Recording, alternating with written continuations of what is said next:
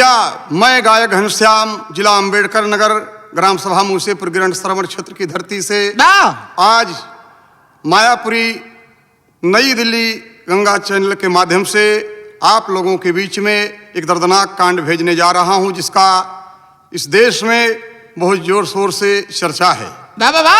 जिस कहानी का शीर्षक है सौरभ राजपूत का हत्याकांड। 4 लाइन भूमिका मिला मास्टर।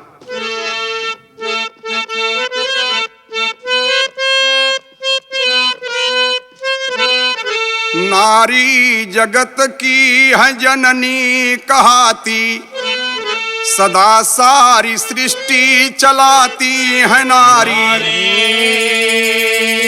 कहीं मीराबाई, कहीं लक्ष्मीबाई, कहीं पर सवित्री कहाती है नारी।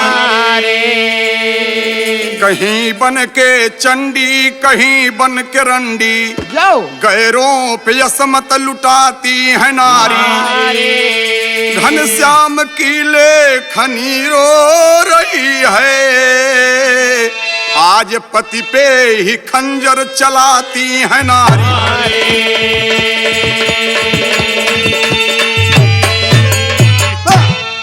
बाबूजी, एक लाइन गजल का लाइन मिला, गाने के अंदर भाव है कि मेरे खून दिल की मेहंदी, मेरे खून दिल की मेहंदी हाथों में ना लगाना। मेरे खून दिल की मेहंदी हाथों में ना लगाना। मेरे खून दिल की मेहंदी हाथों में ना लगाना। मेरे खून दिल की मेहंदी। यहाँ से हमारे कहानी की शुरुआत है बाबूजी। मेरठ जिला में रहे वाला सौरभ राजपूत, जो कि लंदन में बताया जाता है मर्चेंट बेकरी कंपनी में नौकरी करता था। सूरत यात्रा ट्रेन के दौरान में मुस्कान रस्तोगी, जो अन्य जाति का है, सौरभ राजपूत से बातचीत हुई और नंबर का लेन देन हुआ। वहीं से प्यार की कहानी शुरुआत हुई। तो कहना है मास्टर कि मेरे यार प्यार करके, मेरे यार प्यार करके हमको नहीं भुलाना। मेरे यार प्यार करके हमको नहीं भुलाना। मेरे यार प्यार करके हमको नहीं भुलाना। मेरे यार प्यार करके, मेरे यार प्यार करके हमको नहीं भुलाना। गर प्यार कर लिया तो, गर प्यार कर लिया तो धोखा नहीं कमाना। गर प्यार कर लिया तो धोखा नहीं कमाना। अगर प्यार कर लिया तो धोखा नहीं कमाना। अगर प्यार कर लिया तो। कहना है मास्टर, आज बातचीत से एकदम प्यार गहराई पकड़ता गया। यहाँ तक दोनों राजी हो गए, एक दूसरे पर मरने को तैयार हो गए। शादी की बात रखी गई, लेकिन सौरभ राजपूत के घर वाले मना कर दिए कि हम अन्य जात के कास्ट से शादी मंजूर नहीं करेंगे। दोनों करते क्या है बाबूजी? शहर में भाव मिला।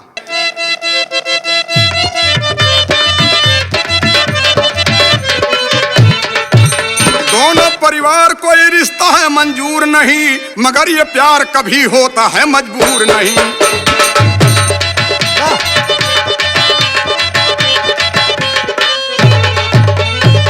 कोर्ट में जाके दोनों शादी तब रचाए हैं, कोर्ट में जाके दोनों शादी तब रचाए हैं। रूम किराए पर इंदिरा नगर में पाए हैं।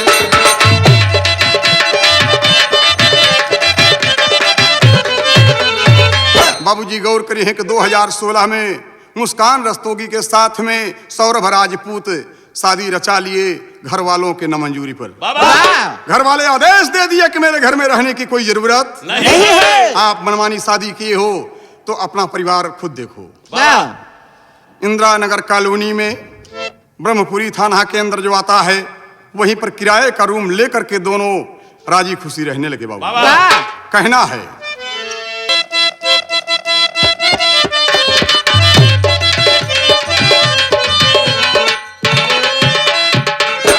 में जाके दोनों शादी तब रचाए हैं, रूम किराए का इंदिरा नगर में पाए हैं।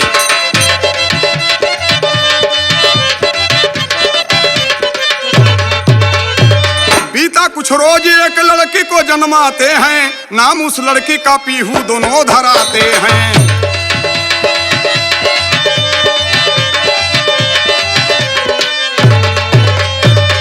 सुनिए भैया, कुछ रोज बीता, किराए पर रूम लेकर सौरभ राजपूत मुस्कान रस्तोगी के साथ में बहुत खुश हैं। एक बेटी का जन्म हुआ, जिस बेटी का दुलारी बेटी का नाम पीहू रखा गया।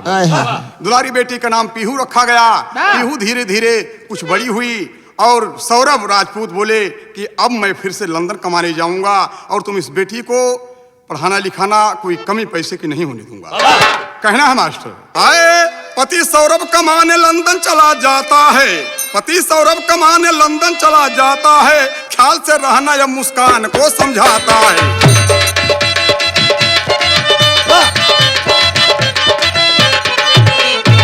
वाह, ख्याल से रहना अब मुस्कान को समझाता है कि जमाना बड़ा खराब है।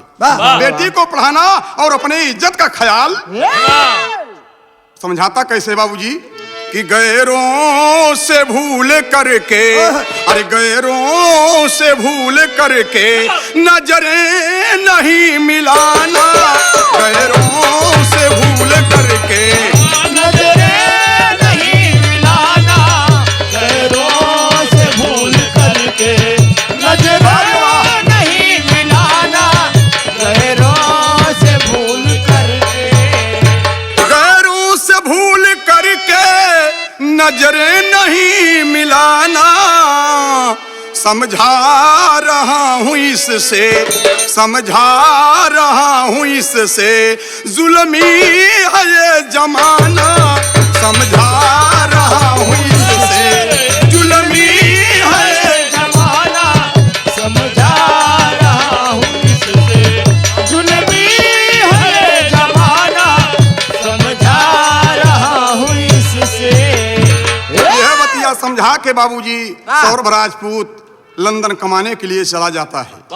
और लंदन कमाने के लिए जब चला जाता है और इधर अपनी बेटी को शिक्षा दीक्षा देने के लिए पढ़ाई कॉलेज में भर्ती करा दी। मुस्कान रस्तोगी और अकेली रूम में रह रही है तो तन्हाई सता रही है। तन्हाई सता रही है तो मास्टर एक गीत का लाइन लगल, क्या बात है? और वही गीत का लाइन बा भैया कि सैया जाड़ा में गहना करई ती राजाई लेखा काम आई ती।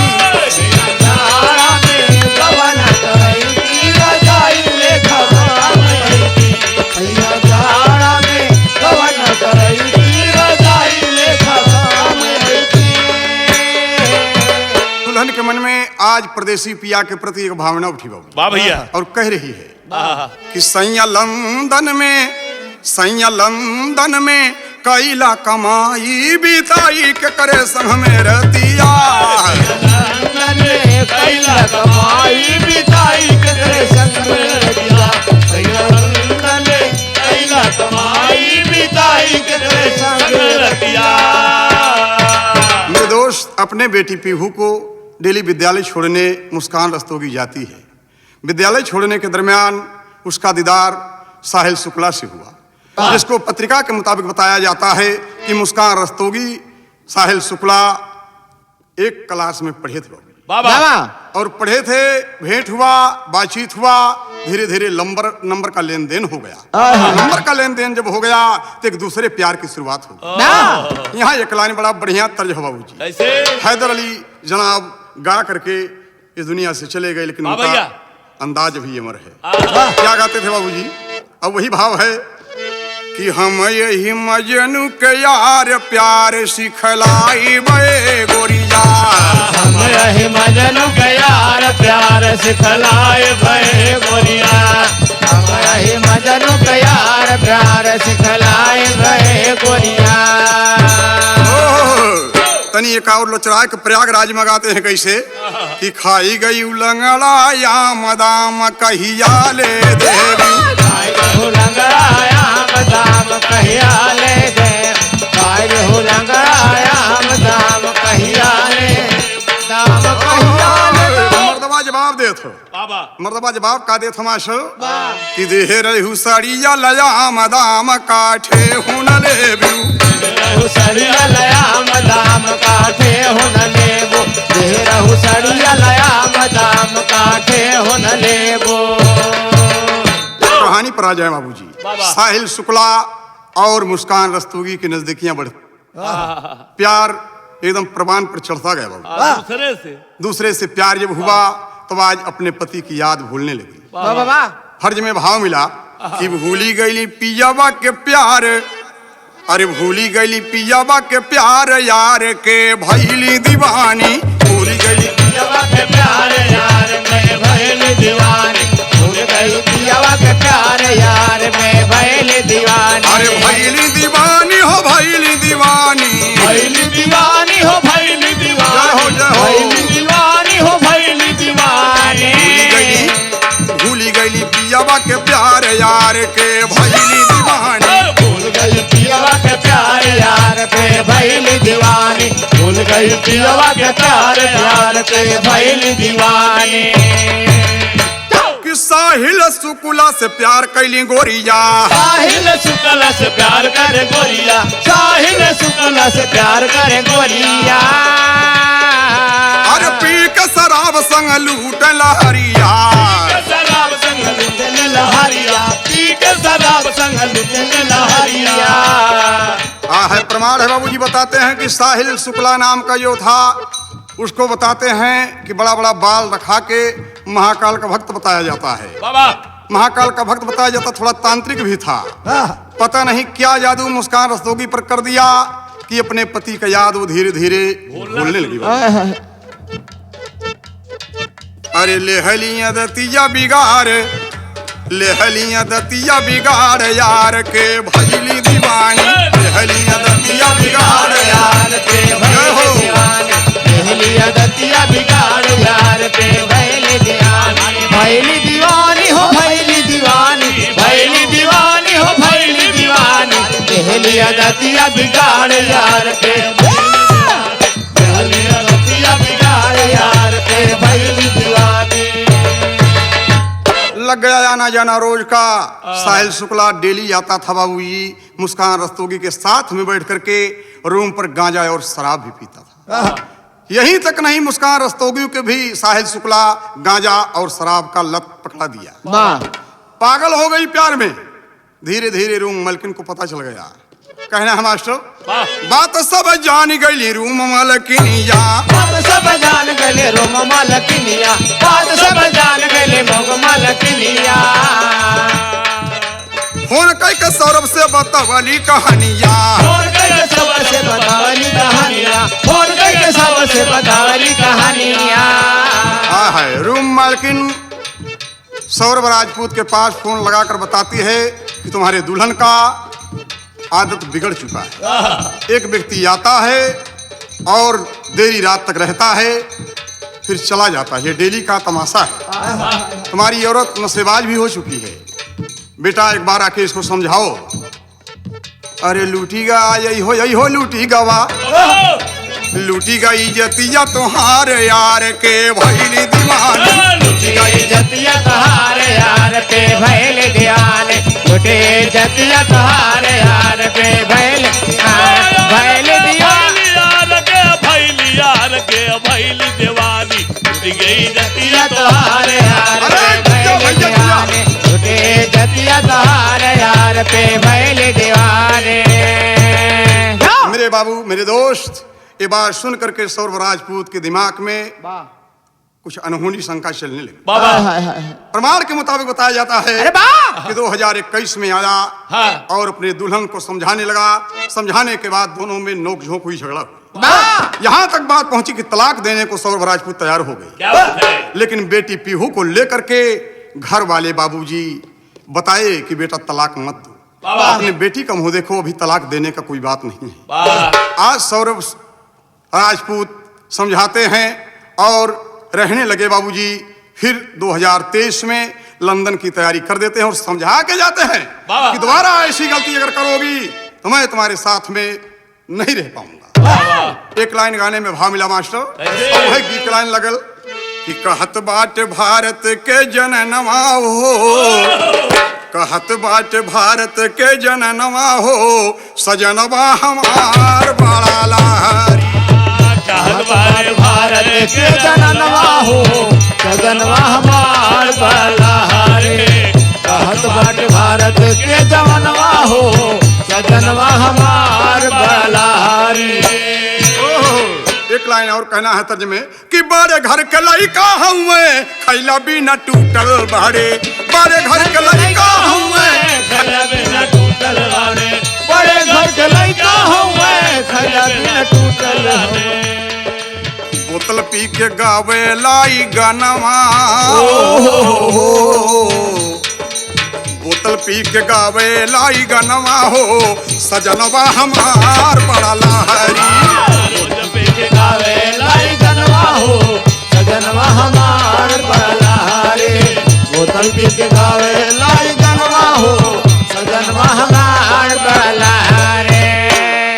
गीत पर आ जाइए बाबूजी। आज पति के नोक-झोंक के बाद मुस्कान रस्तोगी के दिल में चलने लगी कि ये मेरा शौहर तो मेरे प्यार को बर्बाद कर देने वाला है और मेरे आजादी में रोड़ा डाल रहा है। उसके मन में चलने लगी कि इसे अपने रास्ते से हटाना पड़ेगा। वहां मिला गाने में कहना है कि मनवा में सोचली जननवा हो, अरे मनवा में सोचली जननवा हो, सपनवा हमार चूर भइले। मनवा में सोचली जननवा हो, सपनवा हमार चूर भइले। मनवा में सोचली जननवा हो, सपनवा हमार चूर भइले। साहिल शुक्ला से सब बतिया बतवली, साहिल शुक्ला से सब बतिया बतवली। अब पियवा कमारे ताई योजना बनावली, पियवा कमारे ताई योजना बनावा। ओ पियवा कमारे ताई योजना बनावाले। कांटा बनल प्यार के सजनवा हो,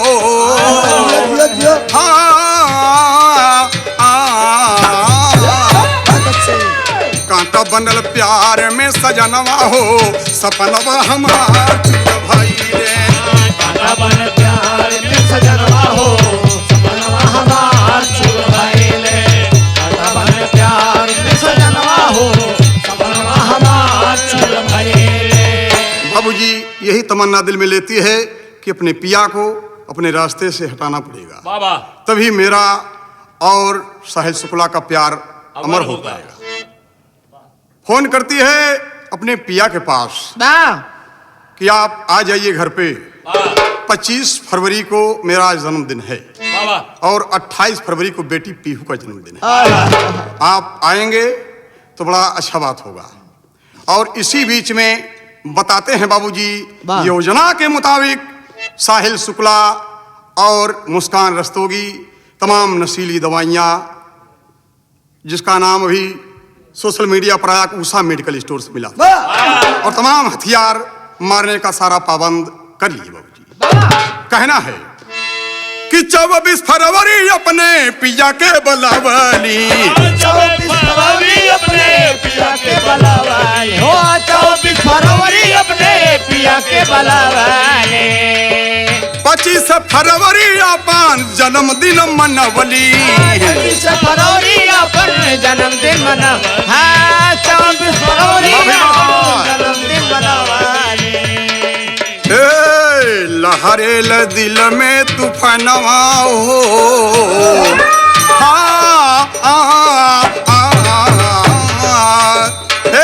लहरेल दिल में तूफानवा हो, सपनवा हमार चूर भइले। लहरेल दिल में तूफानवा हो, सपनवा हमार चूर भइले। लहरेल दिल में तूफानवा हो, सपनवा हमार चूर भइले। आज सौरभ राजपूत के मरने का सारा इंतजाम उसका प्रेमी साहिल शुक्ला और मुस्कान रस्तोगी उसकी पत्नी कर लिए हैं बाबू। टेरी का भाव मिला कवि जी को देना पड़ा। धन्य है भारत की नारी, यही भारत की नारी, नारियों की गरिमा थी सती सावित्री जो जमरास अपने पति को छुड़ाई थी बाबूजी। लेकिन यही धन्य है भारत की धरती कि आज यहाँ ऐसी ऐसी कलंकित नारियां पैदा हो रही हैं कि जो अपने सिंदूर का ही कत्ल कर रही हैं। तो टेरी का भाव मिला मास्टर, अरे उजारी खुद से आपन बगिया, हाँ उजारी खुद से आपन बगिया, अरे सिर पे कहा सिर पे पाप चढ़ा पत्नी कैली गद्दारी, उजारी खुद से आपन बगिया, चढ़ा पत्नी कैली गद्दारी, उजारी खुद से आपन बगिया, खुद पे पाप चढ़ा पत्नी कैली गद्दारी, उजारी खुद से आपन बगिया।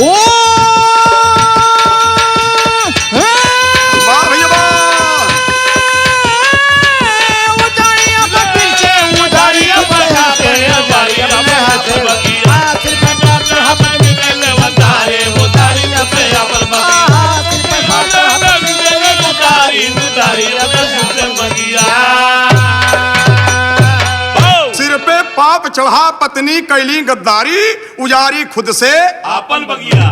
बाबूजी 25 फरवरी को बड़े प्रेम से पीहू बेटी के साथ में और दोनों प्राणी डांस किए और केक काटे। उसी दिन खत्म करना चाहती थी लेकिन उसको मौका नहीं मिला। 28 फरवरी को पीहू बेटी का जन्मदिन मनाया गया, 25 फरवरी को मुस्कान रस्तोगी का जन्मदिन मनाया गया। योजना के मुताबिक उसके मन में चल रहा है बात कि कब मेरा दांव लगे और कब इसे मैं अपने रास्ते से सारा इंतजाम कर चुका है। 3 मार्च की बात है बाबूजी, पीहू बेटी का एग्जाम खत्म हुआ और पीहू बेटी को अपने मायके भेज देती है। मायके भेज देती है उसी दिन। आज सौरभ राजपूत बताते हैं कि वो भी का पोख्ता लेकर आए और अपने पत्नी से बोले इसको गर्म कर दो, मुझे खाने का बड़ा इच्छा कर रहा है। मौका पा गई और उसी में नशीली दवा, नींद की गोली जितना डाल सकी सब डाल करके बाबूजी और भोजन के साथ में अपने पति सौरभ राजपूत को हत्यारिन खिला देती। नींद की गोली भोजन में सौरभ को दिया खिलाई जी, भवा बेहोश होश न तन में काल शीश में डराई जी, साहिल शुक्ला को घर पर फिर करके फोन बुलाई जी, घात किया अपने पति के संग बन गया आज कसाई। आज बाबूजी पति नशीली दवा खा करके, अब जब भोजन में नशीली दवा पाया उसको पता भी नहीं था और बेहोश हो गया। बेहोश हो गया मेरे दोस्त, ये कहानी गाते समय रूह कांप जा रहा है। आज सैकड़ों भारतीयों के दिल में उस नारी के प्रति एकदम बिल्कुल ऐसा बात चल रहा है कि कोई उसको अच्छे नजरिए से नहीं देख रहा। धिक्कार है ऐसी औरत को जो अपने सिंदूर पर कत्ल करे बाबूजी। तो कहना बा, आज साहिल शुक्ला को फोन करके बुला लेती है 12 बजे रात में और धीरे से कमरे में आ जाता है योजना के मुताबिक। और होता क्या बाबूजी? कहना बा कि प्रेमी के संग मिली पति का चाकू मारी सीनावा हो, और धोखवा में चली गई ले अलहरे परनावा। बताते हैं बाबूजी कि उसकी पत्नी दिल पर चाकू से कई वार किया और जब पति खत्म हो गया तो क्या करती है, इतने में ही नहीं बर्दाश्त हुआ, वह क्या करती है कि टुकड़ा टुकड़ा काटी अपने पति के बदनावा हो, और अंदर में लसिया छिपवाली जननावा। बाथरूम में ले जाकर के उसका कई टुकड़ा कर दिए और बेड के नीचे छिपा दिया बेहूदी, और बेड के नीचे पति की लाश पड़ी है। ऊपर में साहिल शुक्ला और मुस्कान रस्तोगी जश्न मना रहे हैं। धिक्कार है इसी औरत को। तो बेड नीचे चुवत बाटे तर तर खुनावा हो, अरे ऊपर मुस्कान तन के बुझावे तपनावा।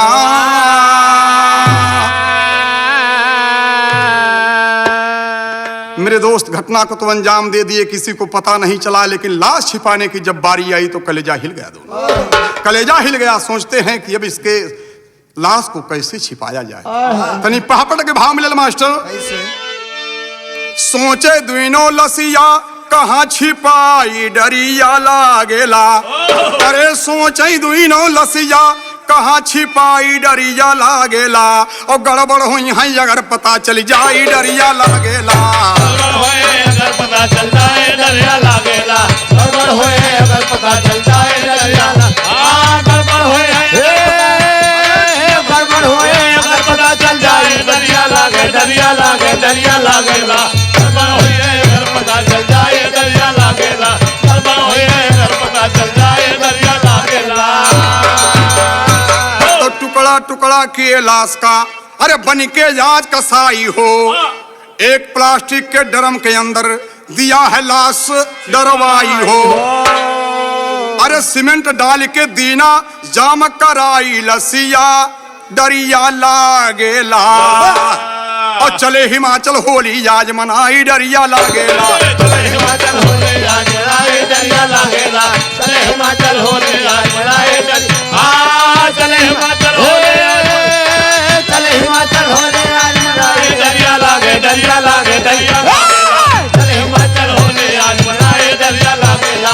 चले हिमाचल होली आज मनाई डरिया लागेला।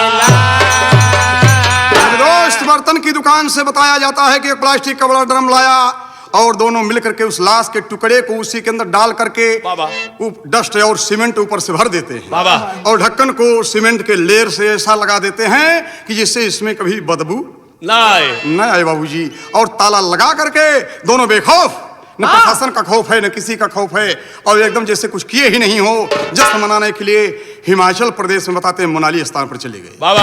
मनाली स्थान पर चले गए बाबूजी और देखें धीरे धीरे कहा है कि सच्चाई छुप नहीं सकती, बनावट के वसूलों से खुशबू या नहीं सकती कभी कागज के फूलों से।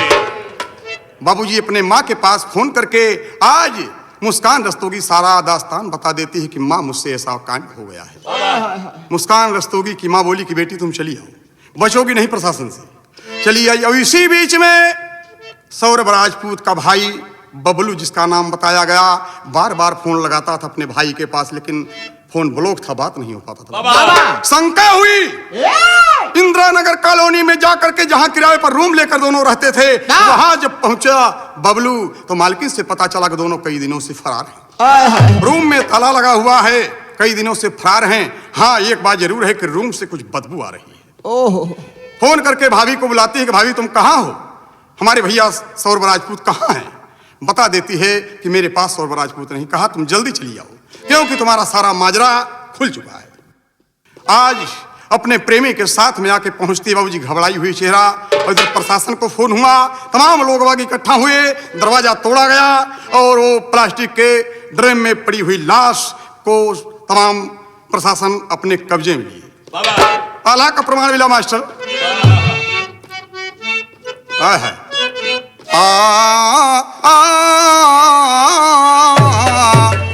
17 मार्च सोमवार इंदिरा नगर में भैया, अरे नर नारी रो में सब यसुआ हो बहा। अरे ब्रह्मपुरी थाना में गईली खबरिया भैया, ब्रह्मपुरी थाना में गईली खबरिया भैया, ब्रह्मपुर थानावा में गईली खबरिया भैया।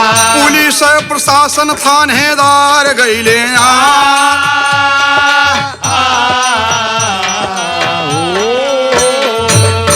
सोशल मीडिया से फैलल जन जन में जिकरिया बाबू, सोशल मीडिया से फैलल जन जन में खबरिया बाबू, सोशल मीडिया से फैलल जन जन में खबरिया भैया। सौरभ के कुटुंब रोवे और बिल खाए,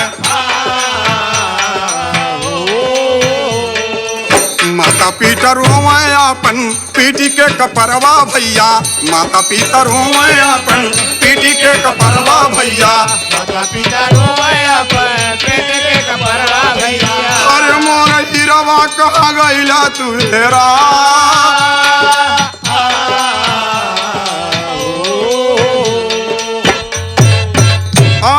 ड्रम में पड़े हुए लाश के टुकड़े को शासन प्रशासन अपने कब्जे में लिया, पोस्टमार्टम करने की तैयारी किए और बाबूजी साहिल शुक्ला और मुस्कान रस्तोगी को हथकड़ी लगा करके जेल भेज दिया जाता है। कहना आया कि अरे कहा साहिल शुक्ला मुस्कान के लगल बहत कड़िया और दहले दरोगा साहब जेल भेजवाए।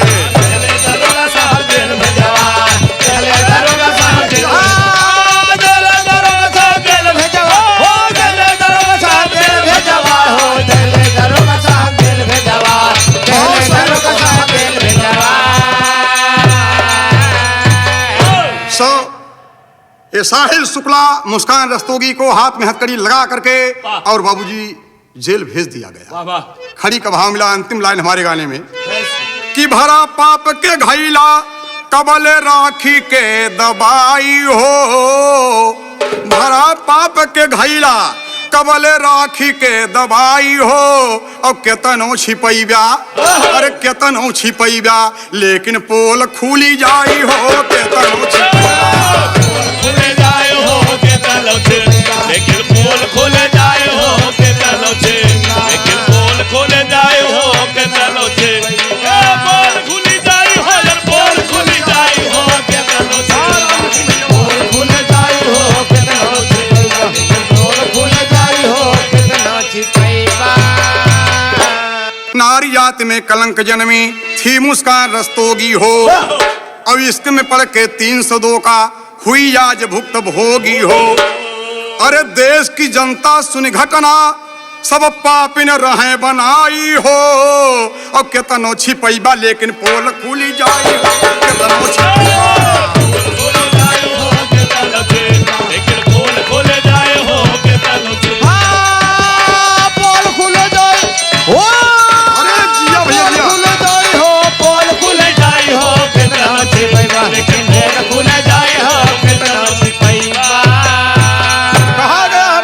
दगा किसी का सगा नहीं है, ना मानो तो कर देखो और जिन लोगों ने दगा किया है जाके उनके घर देखो।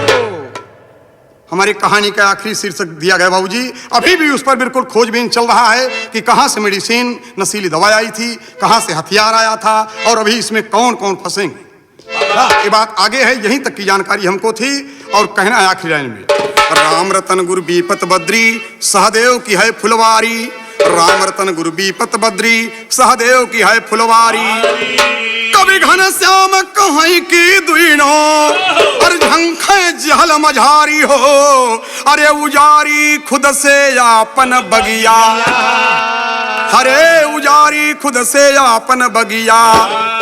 सिया बार बार धिक्कार है ऐसन यारी, उजारी खुद से आपन बगिया।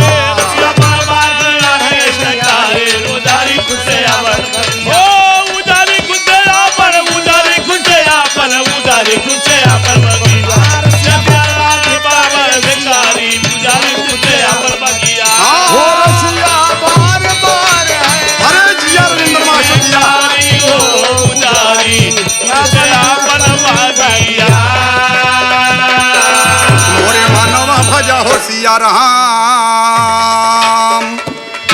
आज गंगा कैसेट के माध्यम से कहना एक लाइन मास्टर जाते जाते इस जमाने से कहो अकेले नहीं हम, हमारे संग संग हैं गंगा की लहरें, संग संग है गंगा की गम, हमारे संग संग है गंगा की गम, हमारे संग हो अकेले नहीं हम, हमारे संग संग हैं गंगा की लहरें। जमाने से कहो अकेले नहीं हम, हमारे संग संग हैं गंगा की लहरें।